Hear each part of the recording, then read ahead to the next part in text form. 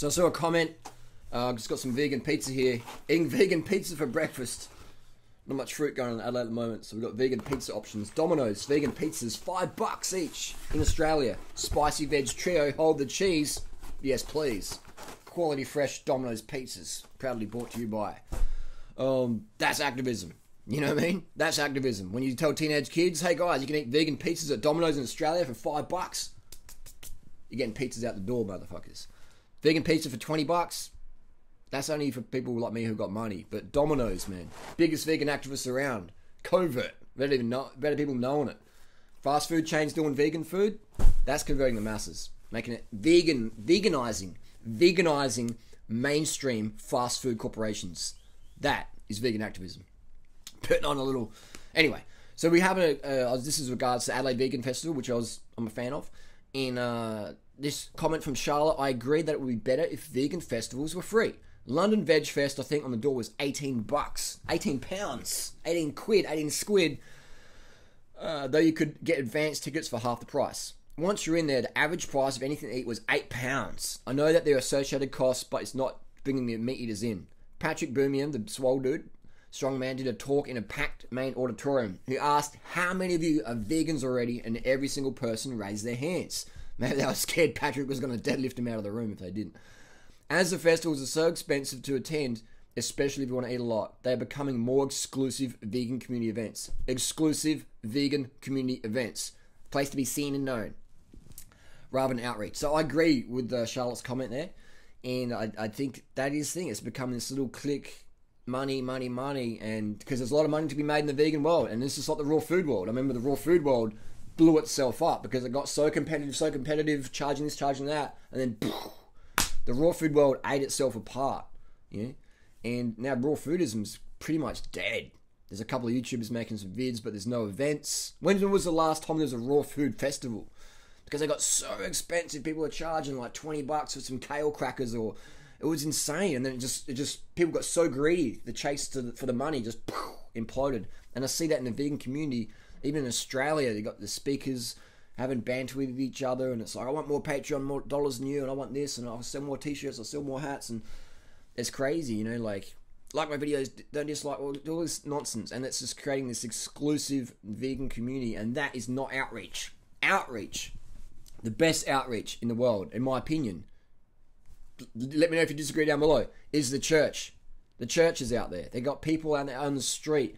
You see, are they Mormons? The guys with the white shirt, the black pants, always friendly, always chipper. And they're riding their bikes all around places. I see them in Adelaide all the time. I see them in Thailand. And generally, most of the time, I say g'day to them. And I'm always wearing a vegan shirt. I don't leave the house unless I'm flying the fucking V flag, you know? And then we talk to them, and I talk to them, and I say, hey, God wanted me to meet you today, you know? And they're like, yep, that's how it works. And I'm like, you know, and we start talking about veganism a bit and bike riding, and some of the guys are really interested, and some of them just change the subject straight away. And as soon as I do that, I know they're not interested. I'm not going to pander and preach and waste the time. I just drop the seed and go, oh, guys, enjoy Adelaide, enjoy Chiang Mai. We'll see you on the road. Godspeed on your journey. And but they're out there every day, and they're not saying, hey, give me $5 and you can listen to hear me talk about the Bible, are they? They're never doing that. You go to any church around the world, it's free to walk in and listen. And this is my issue with these festivals charging money. There's no accommodation provided. There's no food provided. You got Woodstock Fruit Festival, which is great because it's got food and accommodation provided. People just want a package, they do it. Cool. A day festival like Adelaide Festival or the London Festival, whatever, people have to pay to get in. And there's no food and accommodation. There's just stuff to buy. So it's just this mass money. And they claim it's non-profit. How the fuck does it cost $5 entry for Victoria Square? It doesn't cost that much, you know. It doesn't cost that much. I fired a few emails off to Victoria Square, the Australian Parklands, Adelaide City Council, cityofadelaide.com.au, just ask him how much it actually costs to rent out Victoria Square, and I'll let you know. And I spoke to some of the vendors at Adelaide Festival, and they're like, just struggling to make ends meet. It's expensive, and a lot of these are small, struggling Australian Adelaide local businesses, you know. And they're struggling to make ends meet. It's just, so when you, it's crazy because Victoria Square is like the epicenter of Adelaide. A lot of people have never been to Adelaide, but Adelaide's the best place in Australia. Come to Adelaide. Victoria Square is like, you know, has Aboriginal what's the word? It's it was a meeting site for Aboriginals hundreds and hundreds of years ago. It was like a center point, and now it's just been concreted, bricked up, and it looks nice, but it's lost its essence from what it was maybe 10 years ago, 20 years ago, 30 years ago, and now seeing an event where you can walk through Victoria Square. It's a beautiful square, just the vibe. It's the city, it's nice. It's not as nice as it used to be. 20 years ago, it was a lot more natural. It had trees, and it was really cool. You could sit down on the trees, and now there's no trees really, but they've made it architecturally pretty.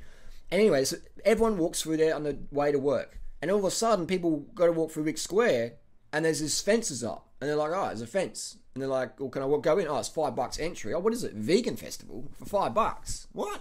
And it's sort of frustrating, I think, for a lot of people who normally just walk straight through the mall, straight through Victoria Square. Maybe they get the tram or whatever, or the bus, or they come from the central markets, and then now they've got to walk around this vegan festival. And so if you're non-vegan, what does that do for non-vegans? I've got to walk around because these fucking vegans are having a festival and it costs $5. What? The Tour Down Under festival is free, and that gets so much traffic. Just people walking through, it's free. The stallholders have to pay, but everyone else, just walking through, it's free. You can hang out, catch up with your mates, it's free, and they get so much traffic. And so, but here's oh man, but are we trying to make veganism bigger, or are we trying to make the profits bigger for ourselves? And that's what I see. Once you throw money into something, it gets so corrupt. I mean, pro cycling, pro running, pro swimming, you throw the money in it, and now the vegan scene is like money on Patreon or YouTube views, and I'm guilty because I promoted how much money can be made, and so you attract a lot of people who just want a free ride, free ticket, and they'll stab anyone in the back at any cost. Everyone's your friend until they see you as competition. Everybody is your friend until they see you as competition. And then when they're like, they'll get the knife and put it in. But it's sad. But I do feel vegan festivals should be free. Let us know if you agree. Give this video a thumbs up if you agree. Vegan festivals should be free. Give this video a thumbs down if you think the festivals should cost money to enter. And then the food is prohibitively expensive. The only passionate vegans want it. I mean, like, I remember my friend Jade in 1999. I think it was 99. Maybe 98. I think it was 99. We're going down Rundle Street, and there's a place called Veg on Loving It, which is the oldest vegan cafe in Australia, longest running. And Jade, he bought himself a tofu burger. He said, "Do you want one?" I said, "Oh, I don't eat tofu." And I maybe I asked him how much it was, and it was like maybe $5 back then, now about $15. And I said, "Yeah, I don't know." And he's like, "No worries, I'll buy one. If you don't like it, I'll eat it." I said, "Okay." And so that's very generous. So Jade gave me this gourmet tofu burger, and I got to try it, and I was like, "Fuck, this is good, man. This is good." But if I had to pay for the burger, I wouldn't have been interested, because my head is like, "Oh, soy is fucking bad for you, or doesn't taste good, or whatever. Soy is for pansies." But because I got a free sample, that little bit of activism, that little bit of generosity, where Jade gave me a bite, a chance to experience a vegan burger, that planted a massive seed in my head. So when I came across vegan lifestyle a couple of years later, 2001, I was like, straight away, I remember, oh, that burger was really fucking good. Okay, so this is possible. If I just could live on those burgers the rest of my life, I could probably be a vegan. And then I learned about vegan pizzas and just, add vegan athletics. And that's what made me go vegan, was that free stuff. You walk down Rundle Mall on a Friday night, Saturday night, you often get church people handing out free stuff. If you had to pay for the Bible, how many Bibles would be spread around? How many Bibles don't get stolen in hotel rooms because they're free? If a Bible was worth $50, people would steal it and go sell it to a bookshop. And some people say, "Oh, you've got to charge things, otherwise people don't value it." I agree. But when you're trying to get a message out there, that's what I love about YouTube. People can learn for free. People can buy my ebook or whatever if they want more consolidated information, but people can watch 5,000 vegan videos, clear vegan message videos, for free on my YouTube channels. And that's pretty cool. That's why I love YouTube so much. That's why I'll never ever leave YouTube. Ever. If channels get deleted, boom, back tomorrow. And there's people, not trying to digress too much. Trying to keep the drama out. But I believe things should be free. Festivals should be free. I believe vegan outreach should be free. It should be free. If we're trying to get non-vegans over, offer your friends some vegan pizza. Offer them a vegan burger. You do what my friend Jay did to me in 99. Just offering it to me. You know, sometimes don't even tell them it's vegan. You know, depends how close-minded they are. Just make them a hot dog. Don't even tell them it's vegan. Just get them a soy dog with some tomato sauce, some Master Foods barbecue sauce, whatever, and veganize it, and don't even fucking tell them. I say, what do you think of that? You know, what do you think of that burger? What do you think of that hot dog? What do you think of that ice cream? Because sometimes if you tell someone what it is, they're like, oh. You know, just like when Jade told me he's going to give me a soy burger, I was like, oh. You know, I was like, I don't usually do soy. I had all these things in my head about soy. So we have this anti-vegan world we live in. Why make it harder by putting up paywalls for a festival event? Because there's such a powerful thing. You're in a public area. You walk through there Monday to Friday on your way to work. You come to the city, and you got to walk through, and then you got to walk around. You're like, what the fucking... And then you're just thinking in your head, like, these vegans cause me an inconvenience. But if you go to walk through the festival and it's free, you're like, wow, these people are having fun. There's a lot of slim women here. There's a lot of fit-looking guys here. This is pretty good. Oh, there's a bit of food here. Well, that's pretty cheap. I might try that. When you got to pay 10 or 15 bucks for an ice cream or a burger or whatever, and you're not a vegan, you know, that's not a vegan outreach. Yeah, it is crazy. So that's why McDonald's is doing so well, because there's stuff so cheap compared to a lot of the vegan establishments. I mean, Domino's vegan pizza is $5. How much does a vegan pizza cost where you live? At a vegan cafe or something like that. It's not $5. So, and I get it. Some things cost more, and I get that, but I think we should be really looking at minimizing our personal profits and maximizing our outreach. Maximizing our outreach, minimizing our personal profits, living more simply, that we don't need to put on, you know, events that create a lot of money for us, but as a result, non-vegans suffer, small vegan businesses suffer, etc. That's my belief after being vegan for 16 years, April 2001, and putting on free events myself. I'm not one of these people who go, oh, I think it should be free, but I don't do fuck all. You know, I've put on the longest vegan festivals for free ever. 3 weeks, 2 weeks, 4 weeks, 6 week festivals. Every day turning up, answering the same questions again and again. For free. Coaching people get on YouTube for free. Getting it done. That's vegan outreach. I do believe vegan festivals should be free. What else can we talk about on this little rant? It's, you know, like, I think I'll wrap it up. There's other videos, other subjects I wanted to cover, but let us know, do you believe vegan festivals should be free? And how are we growing the vegan movement if we're just preaching to the choir? If we're just preaching to the choir, how are we doing that? What the fuck is baby Kayla doing? How are we doing that? If we're just preaching to the choir. When Patrick gives his speech to vegans, how is that helping non-vegans? I mean, it's great.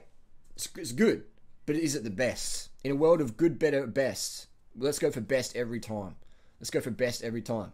So wouldn't it be cool if the London Vegan Fest was free and Patrick the Swole Man was on stage talking to meat eaters and say, hey boy, you got enough, come and deadlift me. I'm a vegan, you're not. You should be able to be stronger than me. Imagine how cool that would be. That meat eater who got on stage trying to do the deadlift or the whatever and got smoked by a vegan on stage in front of everyone. And it was fun. He wasn't fucking shamed and like, oh, you're, you know, like some of these vegans on YouTube, man, vegans, leather strong ones, talking about, they just trash all these farmers and stuff. And these farmers are never going to go vegan. You know, they're getting publicly shamed on YouTube. They see themselves on there and they're just building up hate and resentment for these vegan activists out there. Can you imagine being that farmer's daughter? Yeah, the farmer's probably grabbing the girl's phone. Who the fuck do you follow on social media? Do you follow any of these vegan hippies? If you go vegan, you're the fucking out of this house. That's what's gonna, you know, that's the reality here in Australia. I don't know about the US or Germany or whatever, but in Australia, that's how us Aussies work. That's another video. But imagine how cool that would be if you have all these non-vegans being exposed at a festival, in a public little concert sort of mini thing, where you got, you know, swole guys like Patrick and that doing these feats of athleticism and strength, just proving it on. Because all us vegans know how fucking strong Patrick is. Like, cool. But that doesn't help us at all. We need the mainstream seeing guys like that. We need festivals for free where guys like that are shown, showcased publicly, you know, in the malls, etc. You know, put him in a little cage and get him to lift shit up. This guy eats plants. That's vegan outreach. So that's my little rant and rave. I do feel, I'll say it again, that vegan festivals should be free, and we should be like the church, we're just bringing people, welcoming people in. No drama, no fucking craziness, just bringing people in. Yep, no worries, on the same page. Come on in, man, check it out. There's vegan food, vegan hot dog, check it out, man. Make it cheap, make it cheap, make it cheap, cheap, cheap, cheap, cheap. You know, make it cheap, make it affordable, make it easy. Make it $5 vegan pizzas, Dominos Australia, man. Domino's Australia changed their menu because of one YouTube video I did a few years ago. They got so many phone calls. I talked to their customer service a couple of years ago, and I'm like, you guys need to do like a vegan menu sort of thing. And now at my local Domino's here at Tranmere, they have on the thing, like a little purple sign, what vegan foods they have at Domino's. You go to their website and now they have, you know what I mean? Because they got sick and tired of people calling up. Well, what's this? That's the power of YouTube. That's vegan activism. When you're getting mainstream stuff going on. Mainstream. There's always talk about, let's make the world vegan. How the fuck are you helping people go mainstream vegan? How are you helping the mainstream go vegan? By putting up conflict videos about farmers or charging money for festivals that should be free. That's not making shit mainstream, man. That's making little microeconomies so you can profit. You can put profits before people. We've got to put people, we've got to put the planet, we've got to put animals before our profits. I live a very, very simple, altruistic lifestyle where I don't need to make a lot of money to buy vegan ripped shirts I've had for 2 or 3 years. You know, I can live on cans off the street.